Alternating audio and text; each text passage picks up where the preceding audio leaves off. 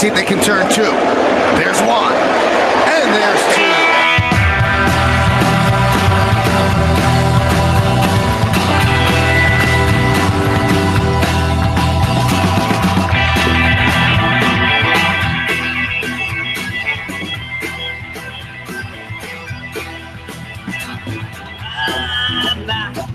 Pretty big fish to fry. It's pretty big fish to fry. My. It's pretty big fish to fry. It's pretty big fish to fry. My. Last weekend I very thought I'd make it out alive. Told myself I'd take time and give the world a try. I was alive. My. Oh, everybody. It is Wednesday, July the 26th, 2017, in the year of our Lord. Thanks for taking the time to listen. Those of you that are checking us out on Facebook Live, we appreciate that as well. It's the Turn 2 podcast, Sports and Beer. We are number one rated amateur podcast that features people from all over this country talking sports and drinking beer. We got a light panel tonight. It's good. It's good stuff. So before we do anything else, why don't you go back home to your street malls and drink your Zimas and Smirnoff Ices? Oh yeah, the greatest beer in all the Somebody from the bar. Yeah, I like cold beverage, yeah. I like cold beverage, yeah. I like cold beverage, yeah. Cause I'm feeling kind of parched. Stick it in the fridge, stick it in the fridge, stick it in the fridge, stick it in the fridge. Stick it in the fridge, stick it in the fridge, stick it in the fridge. stick it in the fridge. I like that. What's up, everybody? Brett Me. in Denville. And then there were two. Yeah, we got a two-man show tonight. And then there were two. What are you drinking? I am rocking Magnify's release last week, copious amounts of strawberry juice. I had this. They released it last Thursday, and I went and I had it at the brewery on draft, and I pretty much hated it. Not a fan. Really? I also did a pineapple variant as well. Maybe I'll have that next week on the show. I don't know. That I also was not a fan of, and I was starting to get upset a little with Magnify and the fact that they're just churning out doldrum IPAs, just blah blah blah, and there was nothing special about it. But I did buy a couple in cans. I came home. I tried it a few days later, and I had one tonight, and it's growing on me a little bit. Okay. I was confused if Magnify knew what strawberries were, because when I tried it in the brewery, there was nothing. Strawberry. Getting a little more juice right now this time around. So 6.5% IPA, surprise, but not their best. Not their best. I guess growing on me, but not their best. All right. It was interesting because I saw it. They released it. I was wondering if I could get my hands on some of that from you. I do. I have some. Might come grab a little bit from you. I am drinking. I made an exchange. I guess it was last weekend. I am drinking a Stainless Forest double IPA. I don't know if you can see this can here. It's very gray. Oh, there's some green in there, some white. Yeah. Rocking. Yeah, it is a double IPA. It is 8.2% alcohol by volume. So we'll see how that plays out for me. You got crushed by the 9%er last week, right? Smell you later. Yeah. Magnified Finback. This is Burlington Beer Company. So had a little exchange with a cousin-in-law. Is that a thing? A cousin-in-law, like when your wife's cousin marries and I don't know exactly what that relationship is by twice removed or whatever. You got me. I have no. If you're not like a direct first cousin of mine, I just lose track of what you are. Yeah, you're not even really a cousin at that point, right? Yeah. So I'm just gonna continue to check this in on Untapped. You can follow us all on there. Yeah, I'm on tap too. It's pretty good. So it's good. I'm enjoying it. I've got a couple of these all sorts of stuff from that part of the Northeast to enjoy over the next couple weeks. So I'm looking forward to it. Fun. Like I said, small show tonight.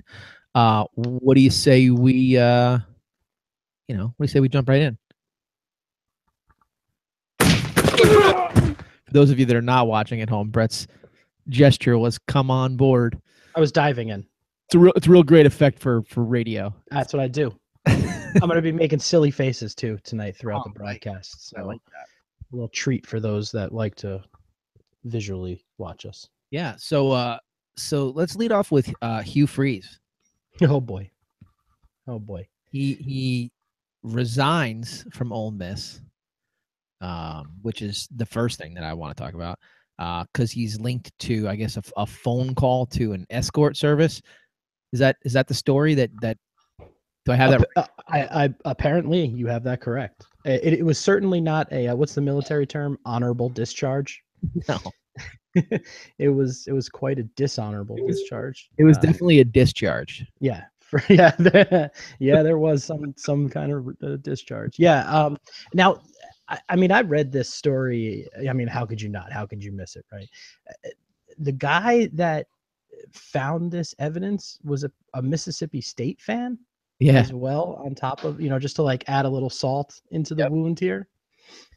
And I guess originally they weren't really looking to pursue that number until they turned that evidence over to Ole Miss, and Ole Miss dug a little deeper, and I guess they found a pattern that they were unhappy with, quote unquote. Right. And that was, presumably, allegedly to these escort services, and never a good look when you're a prominent college football coach and your university phone has a bunch of calls to escorts. So hold on. There's so much wrong with all of that, right? Like, number one, he's in Mississippi, so he's like, the hotbed of Jesus town, right? Yeah. And apparently he and his wife and his 3 daughters, I believe, were like on the cover of some faith-based magazine where it's like his, whatever his wife's name, Freeze, talks about how to keep a conservative Christian value in their home and all sorts of stuff. And it's just like, oh my God, like, enough. I get angry. I get upset. I get irrationally upset, and I know I shouldn't. And it shouldn't. First of all, this story shouldn't bother me on any level. No. Like, I don't care. Hugh Freeze has no impact on my life. None of this hurts me or my family in any way. I don't care. But that stuff angers me. Those type of things anger me. I don't like fake people. I don't like people who put up facades and talk out of both sides of their mouth and preach about something that they are publicly and a completely different person privately. And I get life takes its journeys. You do have a private life and a social / public life, but there's a lot of blend in between the two of them. And especially if you're a predominant Division I college football coach. Yeah. I mean, it's probably, that's got to be a weird situation, right? Okay. So you're a prominent college football coach. You're coaching in the SEC, and those guys live, eat, breathe football. They sleep in their offices. They're out on the road recruiting. Apparently with escorts. That life, I mean, where does your it's almost like your public life doesn't end, because your public life, the reason why you're public is football, and right. Football dominates your entire being. Right. And it does have to be tough to raise a family with that type of commitment looming on the other side, with the university demanding so much of your time and effort. So, like, marriage is tough. So when those things happen, I get the strain it could put on a relationship, but it doesn't lead to calling escorts. You know what I'm saying? Apparently it does, though. And this is the funny thing about it is, like, this is far from the first guy that's a major prominent, very far, head coach in a college sport that's been it's not even accused of, like guilty of these types of transgressions. Maybe not necessarily with escorts, but Pitino went through all this crap too. Oh yeah, Hugh Freeze essentially pulled a Rick Pitino special. Like, Without the Applebee's appetizer. Exactly. I mean, you're right. All the, college basketball coaches especially, because I'm of the belief that their players just don't go to class ever. No, And- I can speak to that because I went to a Division I college. I went to Seton Hall, and it was the year that my senior year, I think it was the year that the Hall went to the tournament, and yeah, they were pretty good during your time there. They lost. Not amazing, but they were pretty good. and they lost to Duke in I forget, like the Sweet Six, the Elite Eight, or, I don't know, it was something. And I had class with a couple of those guys, and they just never showed up. Yeah. Like they showed up day one to like get a syllabus, and that was like you saw them maybe, like no exaggeration, maybe twice more for the rest of the semester. And they were, like I said, I agree that Seton Hall was good during that time, and Seton Hall is a Division I school, but also on the same, let's exactly, let's throw it on the reverse side of it. Like they're not Kansas, they're not North Carolina, right. they're not Kentucky. I could actually see Duke guys going to class. I could see Krzyzewski having like some moral clause that these guys have to show up to class, but almost everybody else, I can't imagine that they make their players go to class, and I can't imagine those players go to class. So that's a completely, they do shady stuff within their sport. So what does that tell you about their life outside of the sport as coaches? So, well, okay. So that's number one, right? Is the whole, I'm a good Christian and this, that, and the other thing. Number two for me is like, you look at the entire landscape of the whole thing, and he just up and quits. So there must be something so deep and dirty that's there for him to leave, millions of dollars on the table. Because if he makes them fire him, yeah, he goes away with his man tail between his legs, but he still has millions of dollars that he can cry into, at the end of the day. So, I mean, I guess it's silly to speculate, but we have to imagine that it's not just what we know, correct? I can't see that it would. I mean, has any story ever ended with, and then he just politely called some escorts? The end. Yeah. That's not the end of it. I mean, there's definitely something where you're right, and to quit is pretty much. It's not an admission of guilt, but it's pretty damn close. Pretty damn close to an admission of guilt. And the story's out there already. So if that was it, if that's what the worst part was, and that's what we knew, right? I mean, I'd stick around and get fired, because that's kind of what I kind of agree. Like if that couldn't get worse, right? Right. Well, and seriously, what else could come out? Like what else could possibly come out that like salacious sexual details with these escorts? Like what else could possibly come out? Like what about texts? What about text messages? I don't think any of it would make much of a difference. Like we're text messages, that like you don't want people in the public hearing about, I guess we're all assuming the worst anyway. We are, but the good news is that we're just assuming it. We've never seen concrete proof. Yeah, I mean, and if he sticks around, we probably see concrete proof. But my assumption is exactly what you said. Like they're a slave to the job. Like he was calling escorts every night. Like that's my assumption. Every night he was getting laid by some random Russian mail order bride. I mean, I'm sure it was a lot of nights, maybe not every night, but yeah, it was a ton. All right, so that's my number two. Number three, okay, this guy leaves, right? Yeah, throws a whole program in complete uproar, right?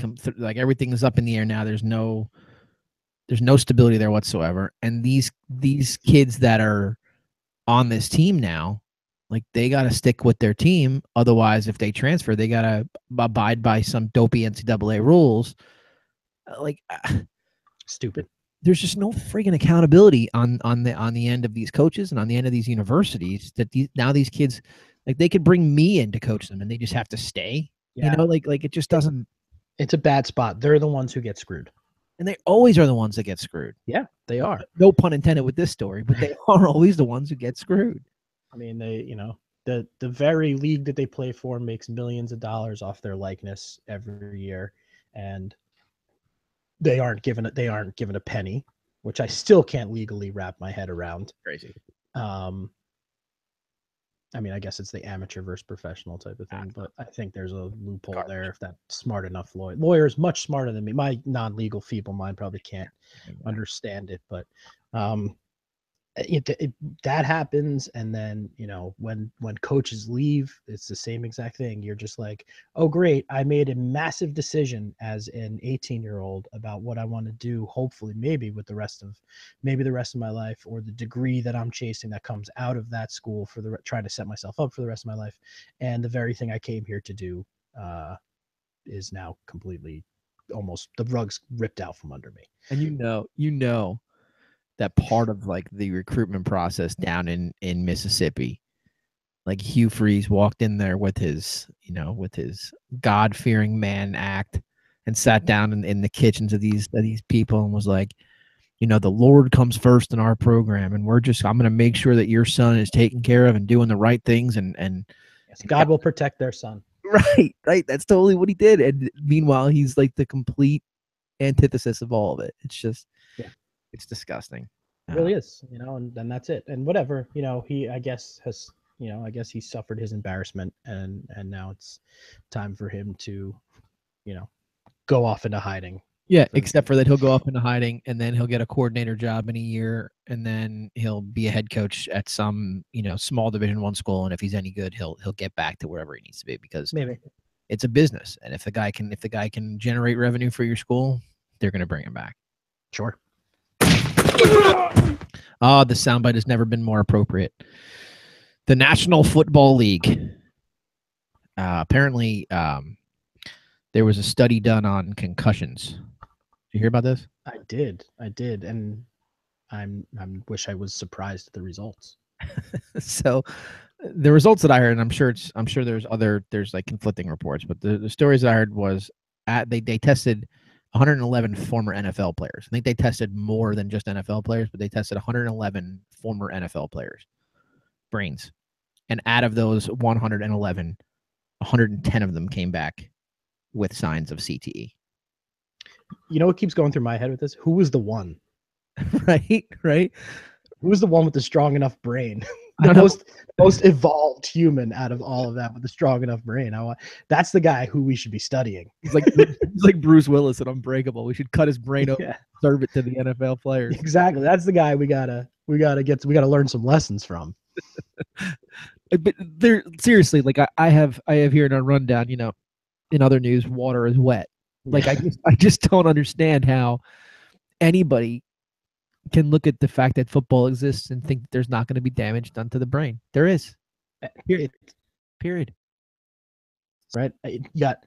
Would you be surprised if you read this study and saw it for NHL? Would you be surprised if you saw this study for boxing? Would you be surprised if you saw this exact study for MMA? I wouldn't be surprised at any of them. No, of course not. So, I mean, if you choose to engage over a long sustained period of time, severe blows to your head, wearing a helmet or padding or not, you are going to do some damage. Right. It's just the way it goes. Your body breaks down over time, and massive blows towards the main functional center of your whole life doesn't really bode well for you down the line. Do you think, because there's been like a legitimate public response to this that I was kind of surprised by, especially on mainstream sports outlets, where people are like, well, it's really terrible. I don't get that. Like, are we so jaded that we just don't, I really don't understand how somebody could be so, blown away by this statistic. I really am really surprised that people are reacting the way that they are. I guess maybe that is what the reaction is supposed to be for the headline that it is, to appeal to the masses, and maybe the casual person who doesn't really pay much attention to sports, but then kind of hears this, because it's featured in Time magazine or something, and they go, oh my God, wow. 110 out of 111 players have this terrible thing. But to anybody who pays attention, You know, if anybody has spent any time on a Sunday afternoon in the fall between 1 p.m. and midnight and sat down and watched a NFL football game, there is no way you could be surprised at these results. No, especially if you had watched it from like 1980 through like 1992 or wherever these guys. I mean, I'm assuming these guys that they tested fell somewhere in the playing range of 1960 to 1990, right? I mean, I would imagine it's that 30 gap, correct? Except for like the recent, like Junior Seau, I remember I don't know if he was part of this study, but some of the guys that tragically did pass away might have, you know, donated theirs too. But yes, a chunk, most majority, probably from there. Yeah, and let's be fair, in every sport, whether it's recovery or whether it's in competition gear, the technology improves. And so I'm not saying that like the guys that are playing, that are coming into the league now are not going to have, CTE. I'm not saying that, but you can't tell me that the helmets that they're playing with now aren't better than the freaking leather helmets that they played with that you see, the Four Horsemen's picture of, I mean, like, Sure. the technology improves. So here's my question to you. Because the NFL a couple of years ago, I think it was a couple of years ago, they settled with all those former players, right? It was like a huge multi-million-dollar lawsuit. Yeah, I think they settled. I think maybe they're arbitrating right now. Whatever, it doesn't matter. Whatever it is, like they're going to pay money to those guys. Right. The NFL as a league has some culpability that they admitted to, that there's going to be some settlement for former players if there hasn't been already. Going forward with this information, should it change how the NFL does business? Not until it starts affecting their ratings. You said if it's affecting their ratings. No, not until it does. It won't change the way they do business until it affects their ratings. That's not what I said. Oh, you were cutting out for the feed. I said should it change how they do business? Not if it doesn't affect their ratings. Right. So it's all bottom line driven then. Yeah, I mean, if I was a businessman, if I was, the commissioner of the NFL, if I was Roger Goodell, then that's what I would do. There's no moral high ground here, right? It's 100% like because this is my perspective, and tell me if you agree or disagree. Sure. From my perspective, it's you do not have to do this. You do not have to be a professional football player. If you're an extraordinary athlete and you could hack it in professional sports, a lot of these guys, have the ability to play at a very high level more than just football. So, and some of them don't, that's fine. But look at the situation this way. If you do not have to play this sport, you're choosing to play the sport for the opportunity to take care of your family for multiple generations, assuming that you're not a moron and flush all your money down the toilet, which half of them do. I think it's nobody's responsibility to do anything to protect these guys from themselves. They have to make the decision that it's time to walk away after they've gotten their bell rung too many times. I don't think that it's a doctor's duty to keep a guy off the field if he gets his bell rung. I think they've gone way too far the other way. These guys sign up for this knowing full well what the consequences are, and knowing that the consequence versus the reward, they have to do that in their head. The studies are there. We know what the damage can be done. You're a grown-up. Make the decision. I agree with some parts of what you said, and I wish we had time to really get into everything. But it's tough for me, I do think that there is some element of a human responsibility there to protect people as best necessary, as best you can, even if they make the conscious decision to do something that might be dangerous to them. People join the military all the time. And one of the effects of joining the military is getting your ass blown up in the desert somewhere. But that doesn't mean that people can't do things to protect them in types of situations, generals to lead them, to kind of keep them out of harm's way. So responsibility probably is the thing that hinges for me there the most.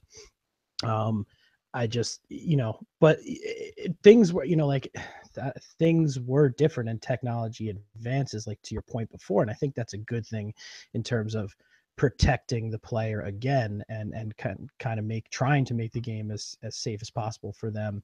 But I don't agree with everything. You know, we both agree that football is a very violent sport, and you know, a lot of changes in the rules that have come over the past couple of years, you and I have both come out against. We really haven't liked some changes that they made in the interest of player safety. So, you know, mostly because I think it's bullshit. Yeah, well, that's another issue. I don't think they've made those changes with the intention of keeping players safe. I think it goes to what you spoke to. It goes to their bottom line. They're cutting settlements with old players, and they want to make sure that the public optic is that they're taking care of the game. And I think I think it's garbage. I don't think it's true. Yeah, it's definitely the narrative they're trying to paint. Whether or not that is actually true, I probably agree with you there. But even those rule changes that they made, you know, I'm not in favor of, and they claim it's for that. And, you know, I think, hey, listen, you're playing a violent game. Sometimes violent things happen. You made the choice to play this game, so and sell this game. So let's not start, for lack of a better term, pussifying it. Well, look, let's kind of, before we move on, let's kind of analyze what you said earlier about the military. Yeah. Because I've heard other people talk about that too. And I think it's important to note that, as far as I know, there's not a single man or woman, and as of today, it has to be a man or a woman. Clearly defined man or woman. Right. The president made that very clear in 104. Well, I guess it was like 280 characters today. By the way, I will peek behind the curtain on this one. I'm shaking my head in disgust. So the people that just can't see me on the radio, I'm going to keep quiet verbally, but. Well, whatever. I don't. The bottom line that I was trying to get at was yeah, we don't have to talk about that. Sorry, I didn't mean it like that. You know, I don't think there's a man or woman serving in uniform that has the opportunity, by serving in uniform, to make a $25 million salary in a given year. No, the money, no. But, you know, a lot of people do join it, Jeff, and you made the point. You said it yourself, to set them and their family up. Now, you used future generations, and obviously tens of millions of dollars can do that, and people in the military are not doing that. But there are benefits that the military do provide, both financially and via housing, to set somebody up who comes from nothing to have a little bit of a better quality of life than they did. And that is one of the incentives sometimes for people to join the military. Very true. Very true. But I also think that the bigger picture here with the military versus the National Football League is the reason why generals and high-ranking soldiers with you know, men and women under their charge take care of these other soldiers and protect them, is because, one, with them there and them healthy and them alive, it's better for the entire unit. And two, it's a part of a larger picture that our entire military plays a part of. The National Football League, if Darrelle Revis goes out and gets his head physically ripped off of his body on a Sunday, they may take the week off and mourn it. They're still going to come back and play, and their ratings are still going to be as high as they were. So I have a hard time with that part of your argument, equating those two things. Hey, fair enough. I've learned something from a podcast I listened to by Bill Burr. That's the way to just, you want to agree to disagree, and you go, hey, fair enough. Fair enough. Fair enough. Well, here's one that we may actually agree on. Kyrie Irving. Yeah. This has been great. Have you heard the side piece to this with LeBron and Stephen A. Smith? I hate Stephen A. Smith. The feud that it's caused between the two of them. I hate him, but I'm actually finding myself erring on the side of Stephen A. Smith on this one. All right. Well, for those that aren't paying attention, fill them in and then tell us why. All right. So it was leaked from LeBron's camp that to Stephen A. Smith. This is Stephen A's take, right? Okay. It was leaked from LeBron's camp to Stephen A. Smith that if LeBron saw Kyrie Irving, he would, quote, whoop his ass because of Kyrie, the trade that he has demanded out of Cleveland. And we'll touch on that momentarily. Then you get LeBron. LeBron is such a high school girl. It's insane to me. LeBron throws shade in a tweet, sending it out, directing it to Stephen A. Smith, like booing him and hashtagging him, have a nice summer, I'll have one too, or something, like just being a girl. Yeah. And I'm sorry. Yeah, I know in this day and age you can't insult people for being a girl and things like that. Yeah, But don't assume they're just being terrible. And Stephen A came back and was like, don't play that role that you're angry at me when you're the one who told me this. And I'm just telling people what you told me. Obviously, no one thinks LeBron's going to fight Kyrie Irving if he sees him. But that's some shit guys say, you know? Somebody pisses you off and they leave like, yo, next time I see him, I'm gonna whoop his ass. It doesn't always happen. It does in Real Hollywood Stories with Charlie Murphy on Chappelle's show. But that's what guys say. It's locker room talk. It's right. locker room talk. But that's what happens. And I kind of agree with Stephen A. Like, don't get mad at me for repeating something you told to me verbatim. Knock it off. Right. Just be grown up about this. People were actually kind of sympathetic to you in a little bit to start this when Kyrie demands the trade, because it looks like Kyrie's a diva and hates winning titles and going to NBA finals every year and wants to Russell Westbrook it in the league and have his own team and score a triple-double every night and get bounced out in the first round of the playoffs if his team even makes the playoffs. So people were actually like, all right, that kind of stinks for LeBron. And then you go and pull that shit. Right. It's typical LeBron. So, all right. So that aside. Okay. Yeah. Right. Away from Stephen A. Smith and LeBron. Away from Stephen A. and LeBron, because, ESPN does far too much of that for my take. And they're getting paid way more than we are. So fuck that storyline. I mean, way more than you are. Okay. I can't speak to what my compensation is. Okay. Fair enough. Fair enough. My question to you. He does not have a no trade clause, so he can go wherever the hell he wants, right? I mean, wherever the hell they want. I'm sorry. Yes. If you're a team in the NBA, let's say you're not a playoff team, right? You're just a random team in any market in the country. Is it worth giving up whatever assets you have plus future draft picks for this guy, in your opinion? And then that leaves me with what? Like, well, it leaves you with a 25-year-old, top 12 to top 10 to 15 player in the league to build your franchise around. Maybe I do it. Because like you said, here's where I definitely do it. If I'm like a young GM looking to like make a name in this league, I'd seriously think about pulling the trigger, because literally at that point you can develop your own team. It's like an artist being given just a blank easel and being like, go paint, dude. All right, let me work. Let me do my job now. Let me assemble what I think is a winner, and put this together. And I got a good starting point in Kyrie Irving. Maybe I do it. Do you think that he's a top 10 to 15 player in the league? That's the answer.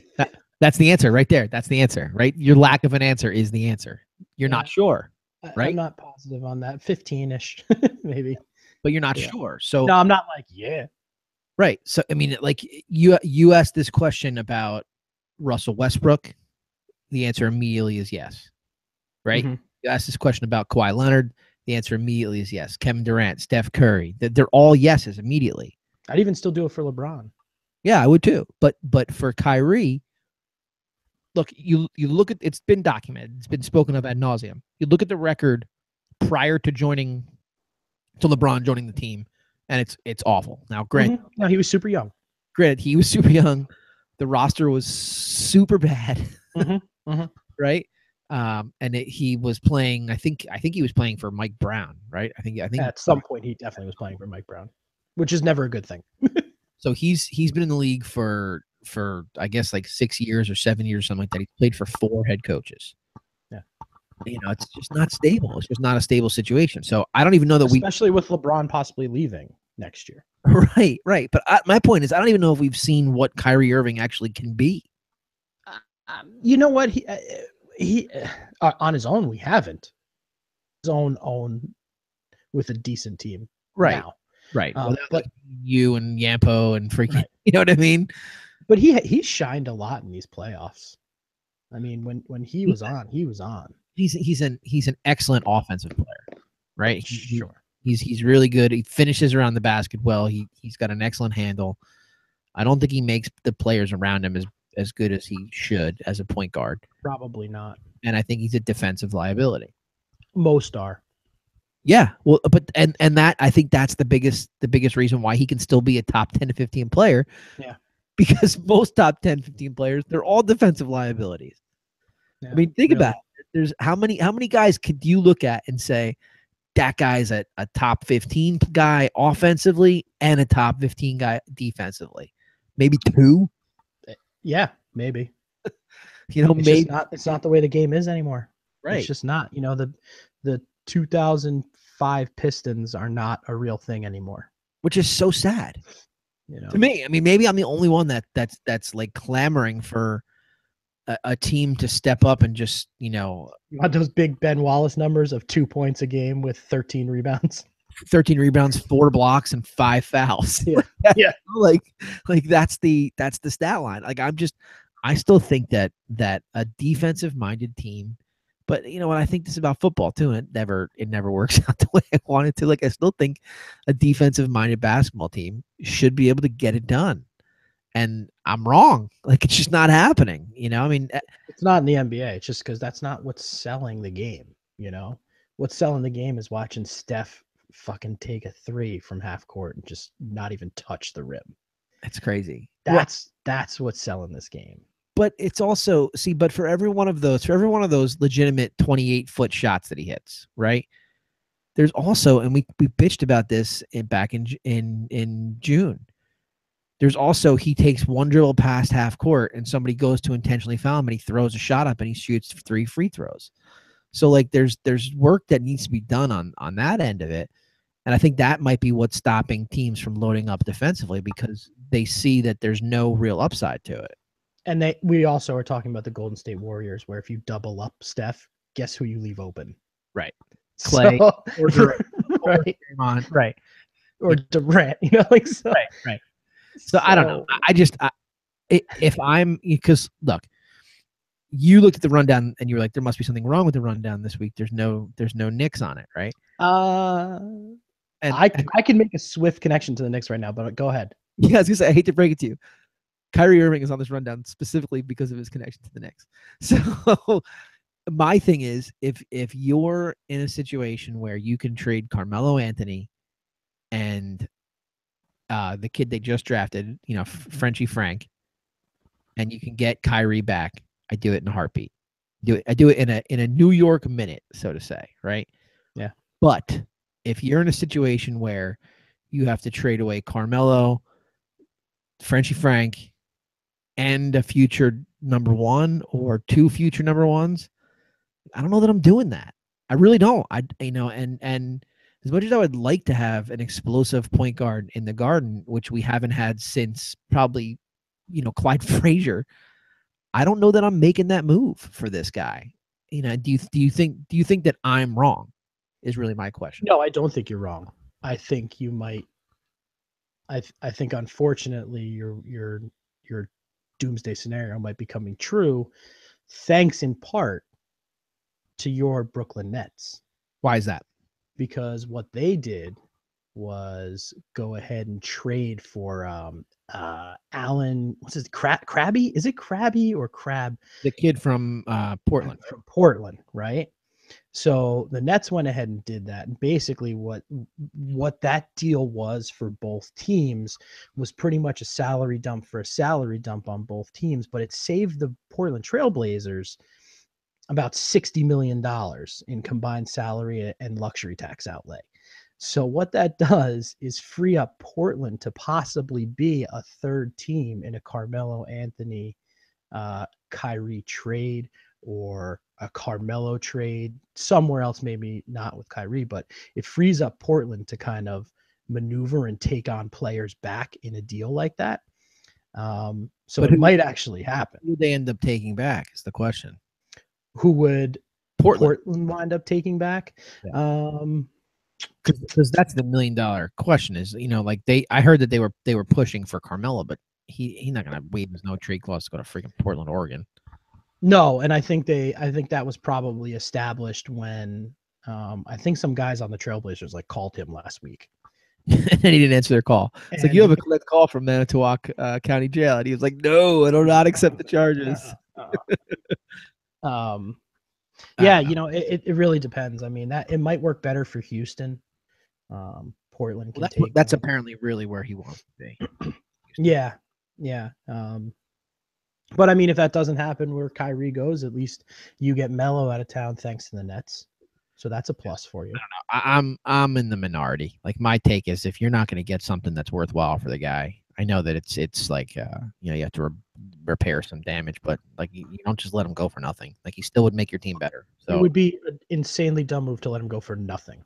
Right. Well, and that's what they're talking about doing. They're talking about taking on a bad contract to make the money match. It's just and what, a first round pick from the Rockets who are gonna win 55, 60 games. Like, that doesn't do anything. Yeah, probably not. You're right. If they're gonna win 60 games, it's not worth it. You just roll the dice with the guy and you see what you do now that your head coach is allowed to play the pick and roll, and you see what actually happens when an offense is running in the modern day NBA. So I don't know. We'll pay attention to the Kyrie stuff. We'll see how it actually plays out. There's also a tremendous possibility that this entire move turns out like the Kobe "I'm never going to play another game as a Laker" move ended up, and he ended up playing the rest of his career as a Laker. So, it's whatever. We'll see. We'll see what comes of it. I learned on a Say again. I learned on a fantastic 30 for 30. Yeah. That Magic Johnson pulled the same stuff with the Lakers. Like, literally at 21 or 22 years old, he was like, "I'll never play for the Lakers again." Where did he want to go? Was there a place he wanted to play? Oh, he just wanted out. Like, early in his career, he wanted out. And he made it known. And they were able to repair their relationship too. But anyway, sidebar. And if anybody's seen that, it's like a 5-part 30 for 30 Lakers Celtics. It's 150 for 150. It's amazing. It is 150 for 150. Yeah. This just in: Magic Johnson followed Hugh Freeze on Instagram. So we'll see how that goes. We got JP checking in from Lincoln Park. JP, you got a half an hour until the most important sporting event in your world right now tips off. What can we? I know you might have something else you want to add, but what can we expect out of the soccer game this evening? Well, really quick, just to get back to the whole Kyrie Irving thing. The only thing I'm looking forward to is Michael Rappaport's response on wherever he goes. So can that guy say fuck one more time? He's really fired up, I'll tell you that. As far as the U.S. Jamaica game tonight, there should be no reason the U.S. loses this game tonight. It's, for all intents and purposes, a USB team playing. None of the major European guys are over here. The young guy Pulisic's not playing tonight. Several of the other guys, like DeAndre Yedlin and several of the other guys, aren't playing either. But it's a good team. It's mostly a U.S.-based team, and they really shouldn't have a problem winning tonight. What?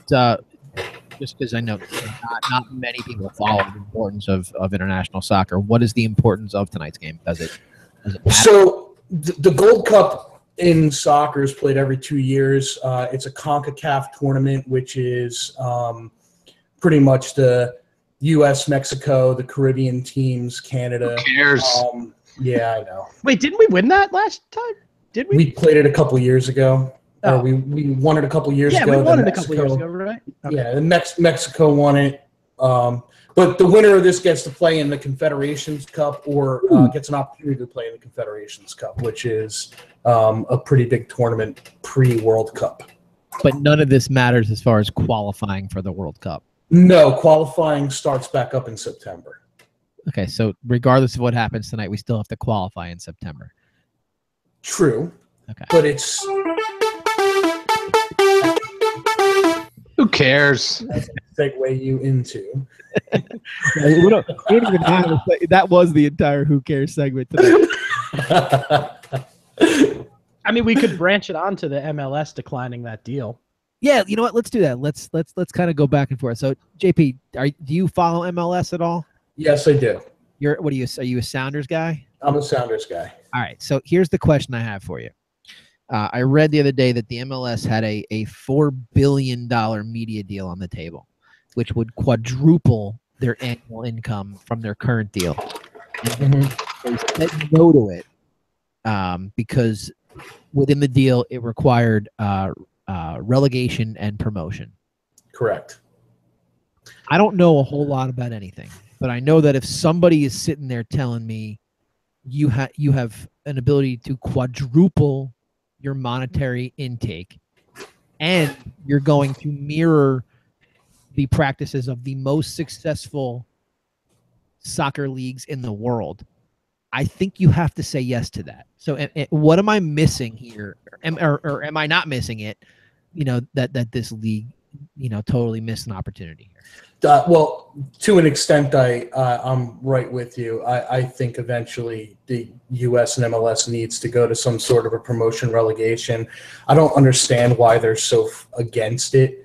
But that being said, everything that I've read about this quadruple, you know, whatever this deal was, it's way premature, first of all. And it was also the guy who came up with it. It wasn't like Fox or CBS or, you know, some major broadcast partner came in and said, hey, we're going to give you this, or a group of them got together and said, hey, we're going to give you this.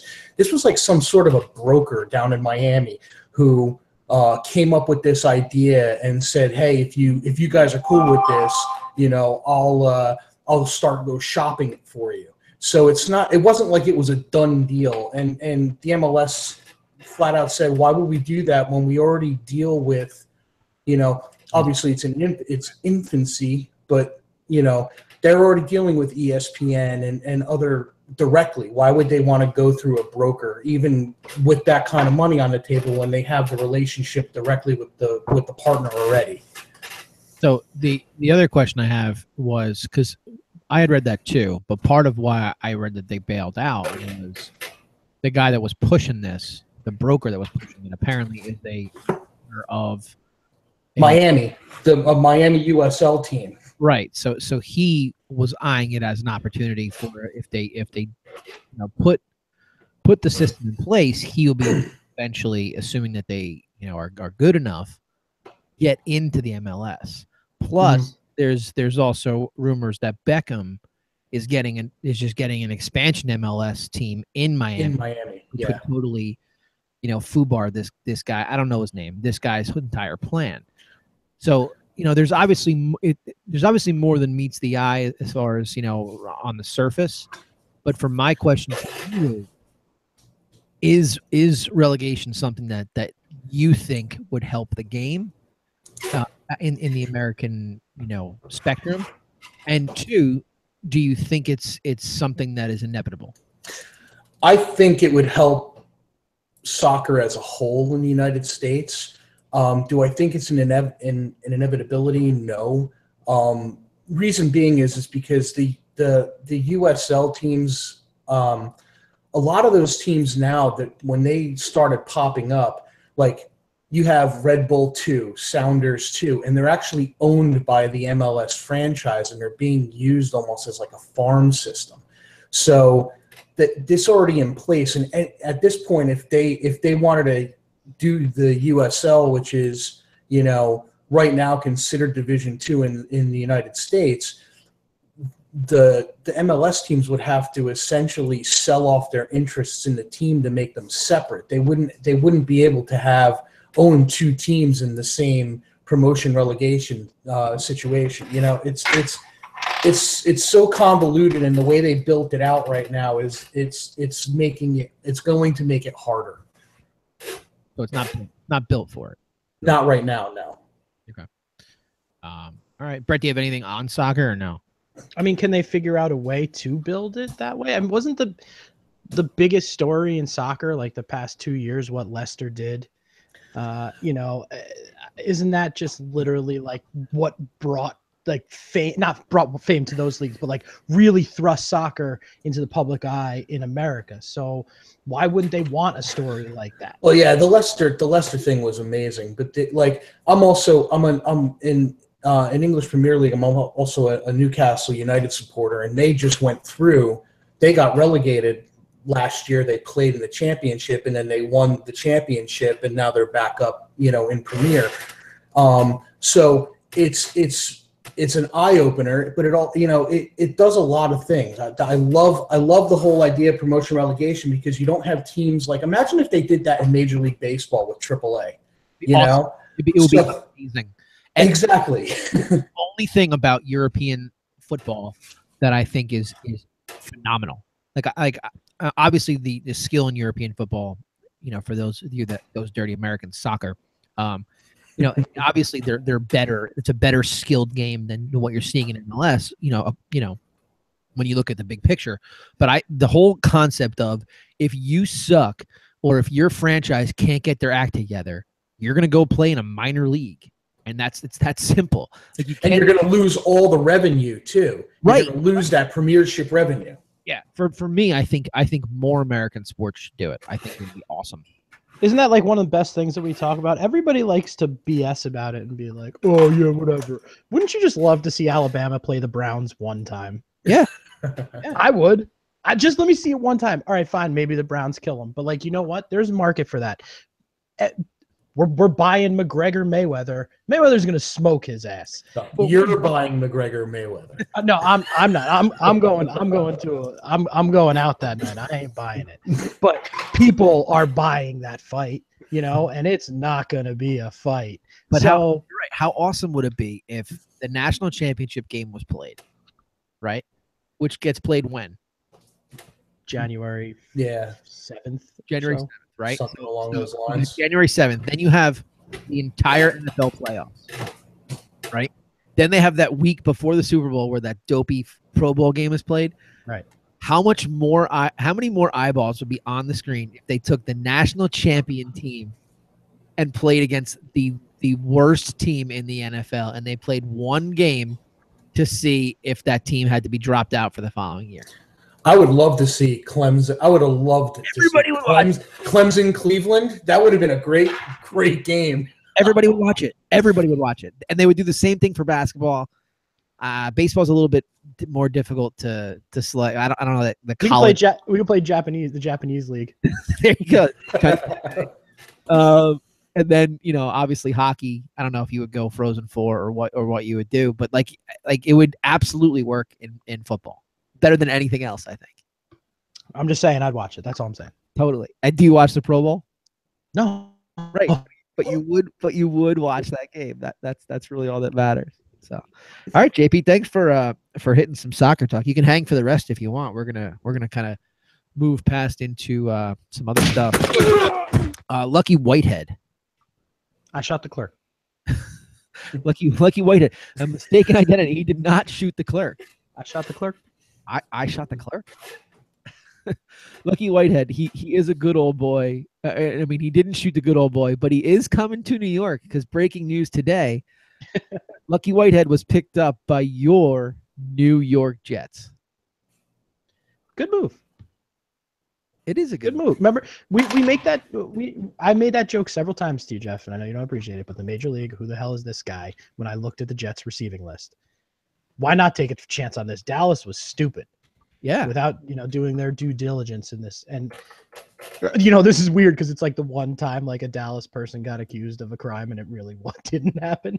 Yeah, but you know what?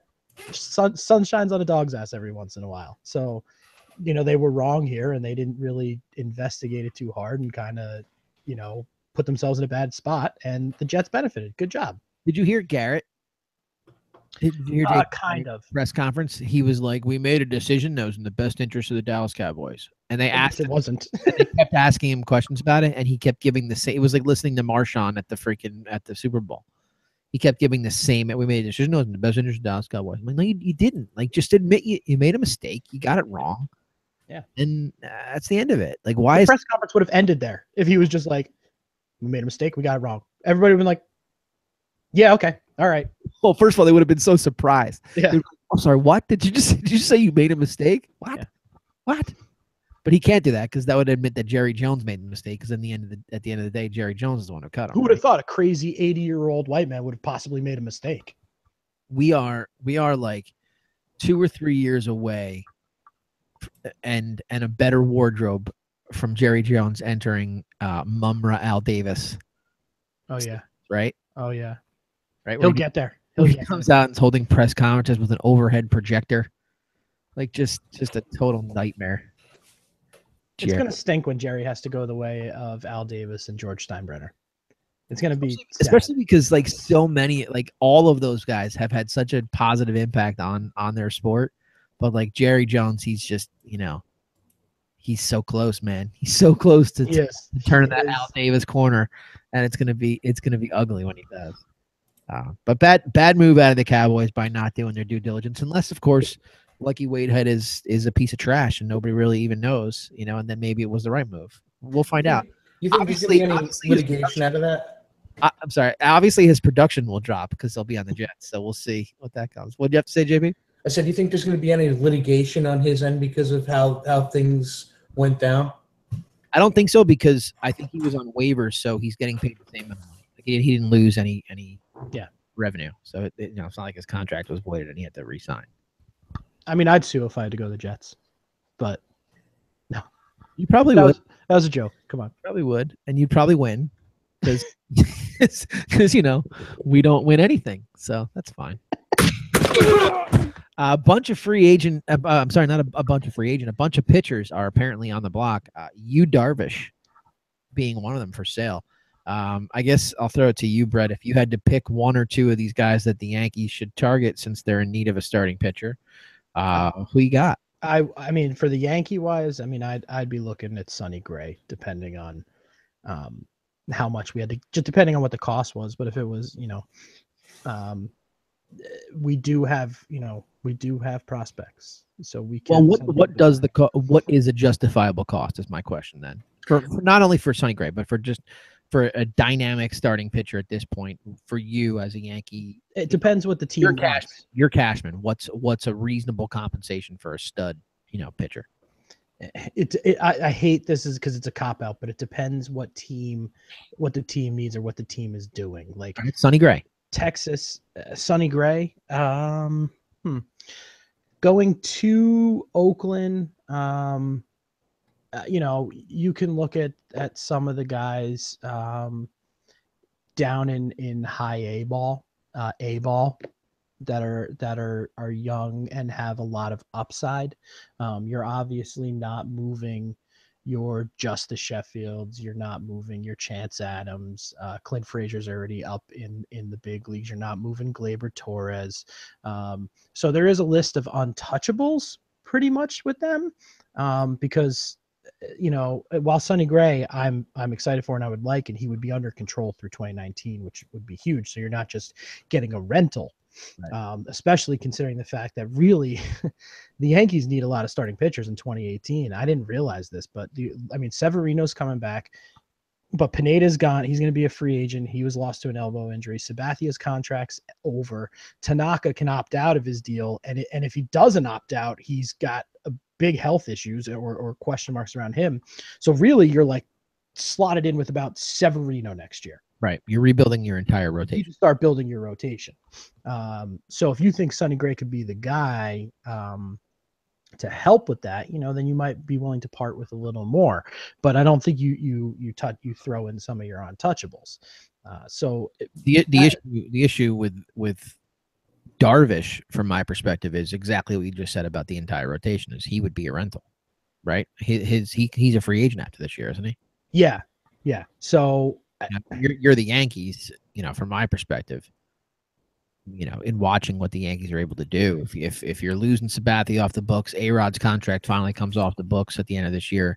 If you're able to flip a couple of prospects aside from those untouchables into Sonny Gray, and then you go out next year and you just buy Darvish. Yeah, right. You can sign Darvish, right? Although it depends where Darvish goes if he gets flipped. The Dodgers might be in the market for Yu Darvish because Kershaw just went down. Yeah, but if you remember way back when Cleveland flipped Sabathia to Milwaukee, everybody was like, "Oh, maybe the Yankees, maybe he won't go to the Yankees, maybe he'll re-sign to Milwaukee." And then the Yankees were like, "Yeah, we're the Yankees," and he was like, No. "Oh, no, totally, you're the Yankees, right? That's what I mean. I'm totally gonna be a Yankee." But you're right. You're 100% right. But Milwaukee is not in the situation that LA is in right now. LA is very good this year. They're incredible. And they're poised to make a deep, deep run. And they're also the LA Dodgers. They are the highest payroll in the league. They can throw money just like the Yankees can. So if you go out in LA and you win a World Series and then they're offering Totally you comparable money, Totally different argument, right? you stay in LA. So it really depends with you. You know, I wouldn't look for him as a rent, you know, for a rental. Really, I would try and target Gray. Do you think is that there's any possibility that Ellsbury gets flipped over the next week or so? If he does, Cashman's a magician. Just because of the money. Yeah, and the production. You know, he's not giving you much. He lost his job to a rookie. Yeah. And Clint Frazier's a good baseball player, you know, but he's super young and has no experience at this level. And Jacoby Ellsbury straight up lost his job to a guy like that. Right. So that, you know, that type of production with that money tacked onto it, it's just a double whammy. You can't, like, you look around the league, you can't see any potential landing spot where if the Yankees were to pick up, you know, half of the contract, a quarter of the contract, that it would make sense. I can't. I know it's a random question out of I know. You know, I just don't know. I can't see a team out there that would be in the market for Jacoby Ellsbury. Dealing to get Jacoby, where in basketball they trade contracts. Right. It's not the same baseball because there's no cap. It's not the same in baseball. You need production out of the people you're going to get back if you're going to pay that type of money. Right. And the only thing I can think of is what if the Yanks were to look at Miami and say, "Hey, listen, you got new ownership coming in. You don't want to pay that contract for Stanton. You know, we'll pick up 3/4 of Ellsbury and give us Stanton." No, the only person now that's a bad deal for the Yankees. First of all, to pick up 3/4. That's something that they even if it gets you Giancarlo Stanton. What are you doing with Stanton? I mean, he's awesome, but you have Aaron Judge, you have Clint Frazier, you have Brett Gardner or Aaron Hicks or somebody else that can go out there and play the outfield. He's really kind of a square. He's an amazing dynamic player. He's a square peg in a round hole right there. You're paying Aaron Judge for the same production right now, and you're paying him literally like 0.5% of the cost. Right, but what you end up doing is you end up putting Frazier at third full time. You end up putting Holiday at first full time, and you end up either playing Stanton in the outfield or DHing him, or when you want to give one of those other outfielders, you know, the half a day off, that's what you do. You can't pay that kind of money for a DH fourth outfielder. I don't know. The Red Sox paid that kind of money for a DH for his entire career, and he might go to the Hall of Fame. And that's literally probably the exception to the rule. Out of all the people that's happened to, he is probably the one. But it's really not a smart move for them from that type of standpoint to take on that kind of contract and then, okay, now you're just thinking it from the Yankees perspective. Flip it on its ear. What does the reason why people go to Miami is because Giancarlo Stanton can hit a home run. No, you replace that with Jacoby Ellsbury. I totally agree with you. However, if you look at the history of that franchise, they make big splashes like that, and then they freaking sell them, you know, within 3 or 4 years or 2 or 3 years of actually making the deal. I mean, they haven't proven that they can be a consistent franchise at all. No, but they've won 2 World Series titles, and Giancarlo Stanton is probably their most dynamic player that they've ever had. So, you think he's more dynamic than Gary Sheffield? Yes. Who else was on that team? Pudge Rodriguez. Yeah, but Pudge didn't spend his whole career in Miami. No, neither did Chef. No, and neither. I don't think anybody has. To be fair, I don't think anybody spent their whole career in Miami. Right. I mean, Yeah, for the guy. they've had great players. I mean, the Miami Marlins had Miguel Cabrera. They had, Josh Beckett. They had, But you're kind of proving my point though. Like they have all these guys and they sign them and then they trade them away. Yeah, they do, but they won titles with those guys. And they haven't They're not done that winning. with I don't think Stanton. they're winning a title with Stanton. Right, but the point is that people will go to games when they're winning titles. People are only going to games for Stanton right now. So if you take Jacoby Ellsbury back for that, you're really screwing yourself. You're losing money. It's a bad move. All right. So, but if you're the Yanks right now, you're targeting, as far as starting pitching goes, Sonny Gray. You're targeting Sonny Gray. Yep. Okay. Any other position that you think they might go after, before the deadline? Not much. I mean, if they were going to try that Alonso deal with Sonny Gray, Alonso Ball? No, the first baseman for the Oakland A's. But that I don't see it as like they're not failing right now because they don't have first base providing the production. Now, first base is not providing the production, and so that stinks. But they made a little move with Headley, and Headley is playing an all right first base, and he's hitting a little bit right now. So they're getting some value from the position. So I don't know if they have to make a trade for that, but they need, they're going to need to acquire pitching, whether Cashman sits tight and waits for the offseason or does it now. It has to happen. Really, really quickly. And then we'll go to last call here. The Mets. From my perspective, the Mets this weekend is the equivalent of what last year that Tampa series was for the Yanks coming out of the break.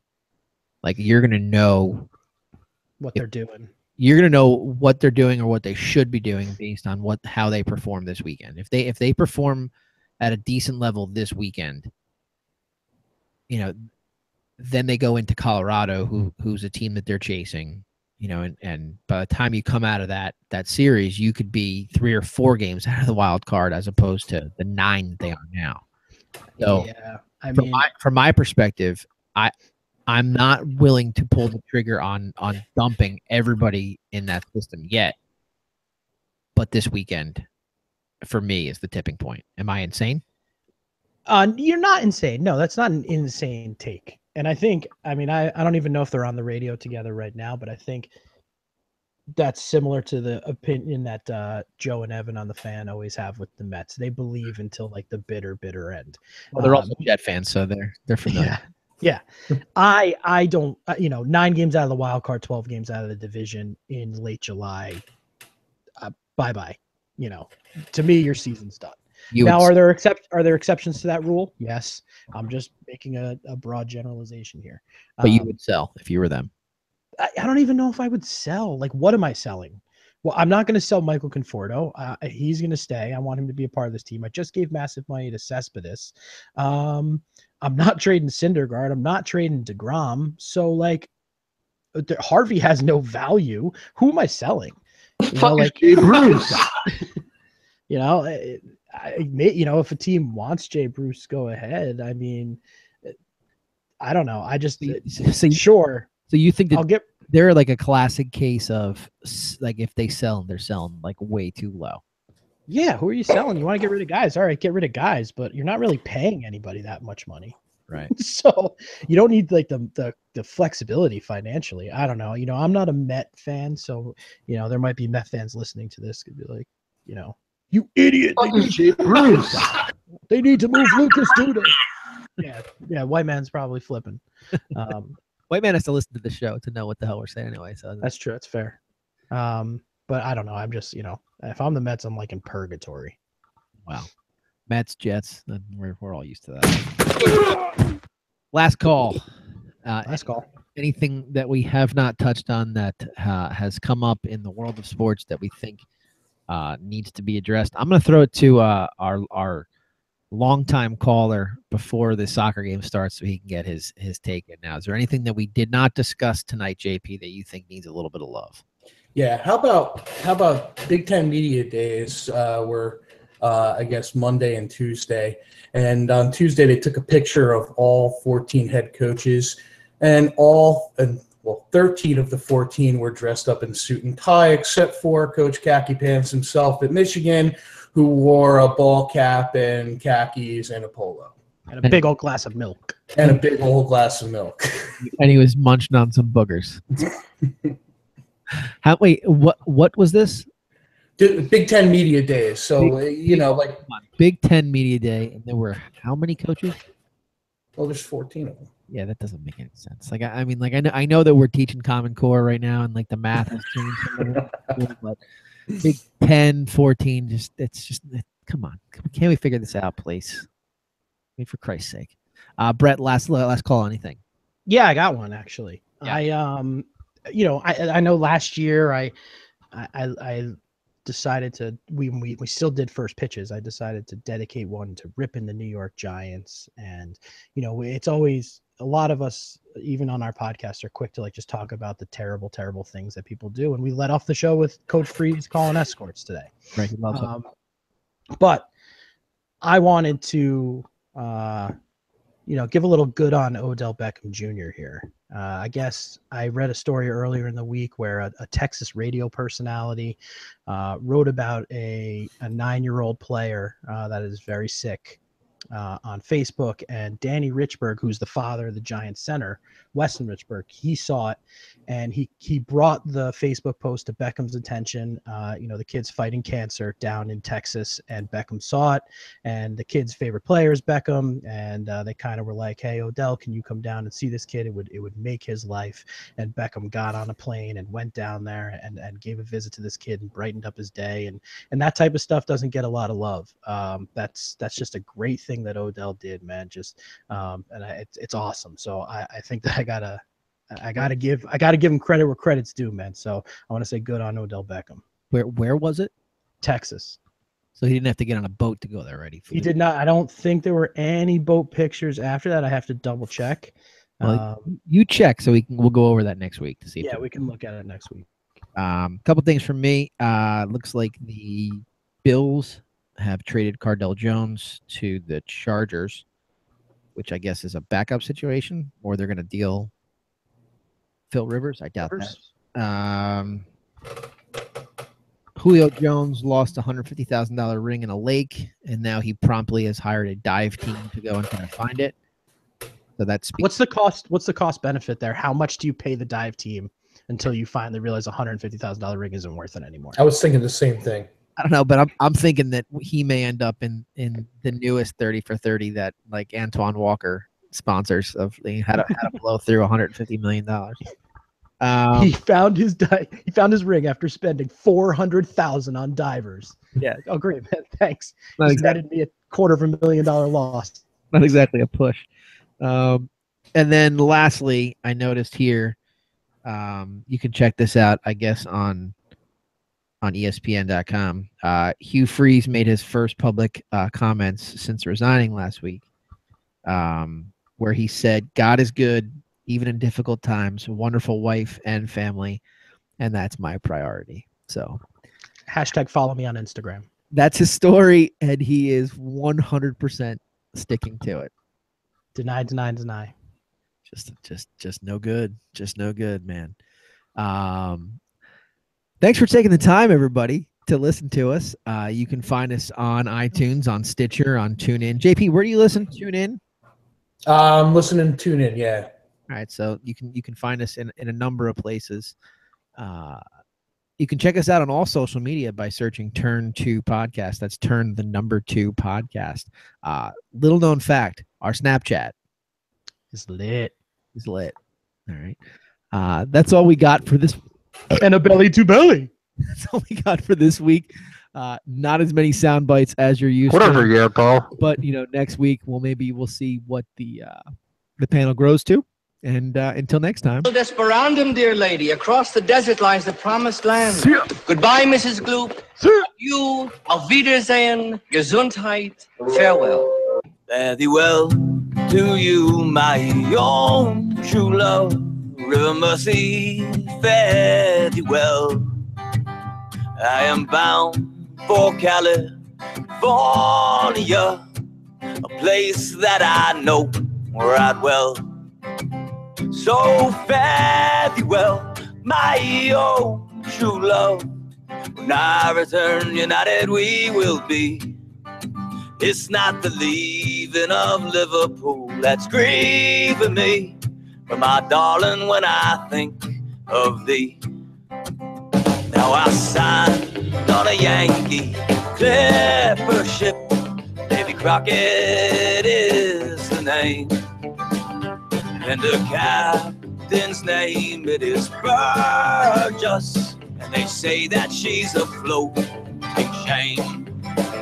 So very well, my own true love.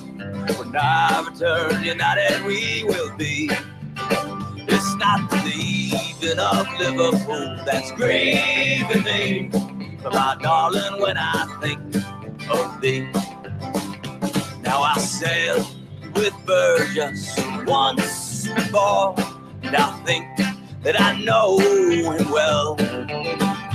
If a man's a sailor, he will get along. If he's not, then he's sure in hell.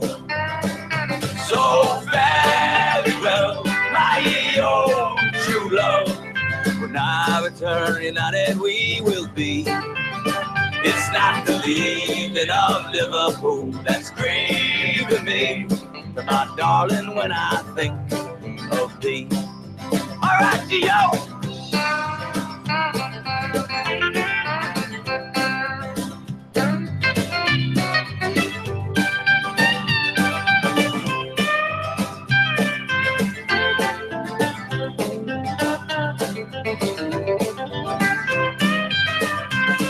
Sun is on the harbor, love.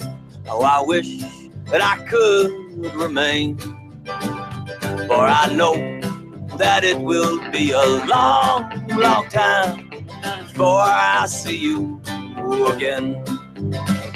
So farewell, my own true love. When I return united we will be. It's not the leaving of Liverpool that's grieving me, but my darling, when I think of thee. One more time. So farewell, my own true love. When I return united we will be. It's not the leaving of Liverpool that's grieving me, but my darling, when I think of thee.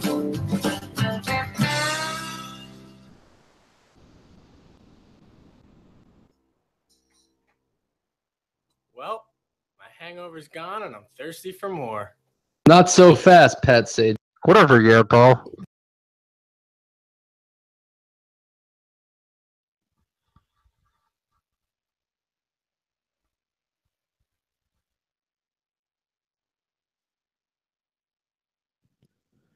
All right.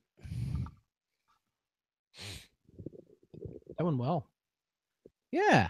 Or I thought so, for two people. Right? Considering that it was just the two of us, and then we got some random soccer talk. We went deep on soccer, man. This podcast is killing it with topics. We're like, what should we do? Let's spend 25 minutes on golf. What do you want to do? 20 minutes on soccer, man. I think that'll really crush it. Man, it is what it is. We are hitting the right buttons. That's right. No, it was good. It was good. I it was a surprise how easy it was to kill an hour. Oh yeah. Yeah, I just don't know how much